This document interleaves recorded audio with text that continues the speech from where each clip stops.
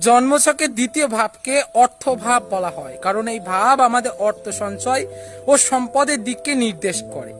একইভাবে এই ভাবকে বাক ভাব অর্থাৎ কথাবার্তার ভাব এবং আমাদের পরিবারের ভাবও বলা হয়। আর কথাটি আছে, যার অর্থ নেই তার কথার কোনো দাম নেই। তো আমাদের জীবনে দ্বিতীয় ভাবের ভূমিকা খুবই গুরুত্বপূর্ণ, যা একদিক থেকে অর্থকে নির্দেশ করছে, যা একদিক থেকে আমাদের পরিবারকে নির্দেশ করছে এবং যা একদিক থেকে আমাদের কথাবার্তাকে নির্দেশ করছে।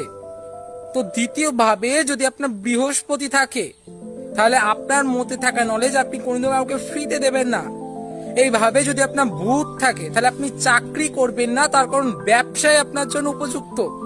দ্বিতীয় ভাবে যদি আপনার মঙ্গল থাকে, তাহলে আপনি জমি, ব্যবসা, টেকনিক্যাল দিক, সেনাবাহিনী বা পুলিশ বাহিনী বা ইঞ্জিনিয়ারিং দিকে কাজ করলে আপনি খুবই ভালো রেজাল্ট পাবেন।